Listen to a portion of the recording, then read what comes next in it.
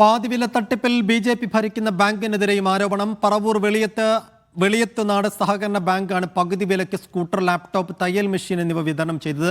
BJP. സംസ്ഥാന president K Surendran, കേന്ദ്രമന്ത്രി സുരേഷ് ഗോപി അടക്കമുള്ളവർ പദ്ധതിയുടെ ഉദ്ഘാടകരായി. നിതിൻ സേവ്യർ വിശദാംശങ്ങൾ നൽകും.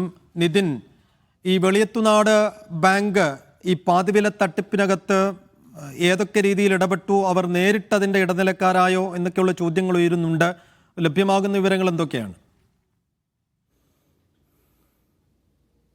ഇതുമായി ബന്ധപ്പെട്ട് കൂടുതൽ വിശദാംശങ്ങൾ ഏതായാലും ലഭിക്കേണ്ടതുണ്ട്. നിലവിൽ ലഭ്യമാകുന്ന വിവരങ്ങൾ അനുസരിച്ച് ഈ രണ്ട് ഘട്ടങ്ങളിലായിട്ടാണ് ഈ ബാങ്ക് ഈ പദ്ധതി നടത്തിയത് എന്നാണ് മനസ്സിലാവുന്നത്. തുടക്കത്തിൽ ഈ ബി.ജെ.പിയുടെ സംസ്ഥാന അധ്യക്ഷൻ കെ സുരേന്ദ്രൻ അടക്കമുള്ളവർ, അല്ലെങ്കിൽ എറണാകുളം ജില്ലാ അധ്യക്ഷൻ അടക്കമുള്ളവർ ഈ പരിപാടിയിൽ ഭാഗമായി. ഇതിൽ ആദ്യഘട്ടത്തിൽ ഈ വെളിയത്തുനാട് പഞ്ചായത്ത് ബാങ്ക് ബി.ജെ.പി. ഭരിക്കുന്ന ബാങ്കാണ്. എറണാകുളം പറവൂരിലാണ് ഈ ബാങ്ക് ഉള്ളത്. അപ്പോൾ ഇവർ ഈ ബാങ്ക് അധികൃതർ പറയുന്നത് രണ്ട് ഘട്ടമായി നടത്തി. അതിൽ രണ്ടാം ഘട്ടത്തിലാണ് ഇത്തരത്തിലൊരു വീഴ്ച വന്നത്.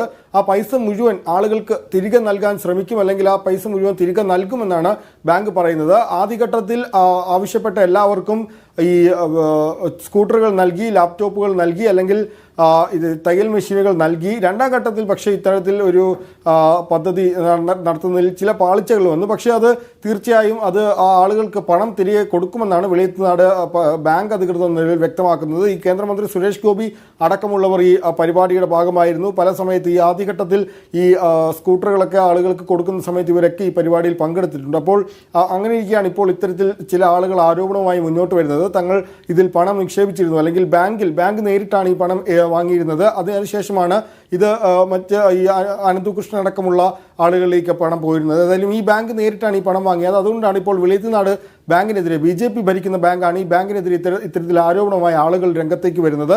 ബാങ്ക് നേരിട്ടാണ് പണമിടപാട് നടത്തിയിരുന്നത്. ആളുകളിൽ നിന്നും പണം വാങ്ങിയ ശേഷം സ്കൂട്ടറും ലാപ്ടോപ്പും തയ്യൽ മെഷീനും നൽകാമെന്ന് ഏറ്റിരുന്നു. അതിനുശേഷമാണ് ഇത്തരത്തിൽ ഈ ആളുകളിലേക്ക് ഈ പറഞ്ഞ സാധനങ്ങളും എത്താതെ വരികയും പിന്നീട് ആളുകൾ പരാതിയടക്കമായി മുന്നോട്ട് പോവുകയും ചെയ്യുന്നത്.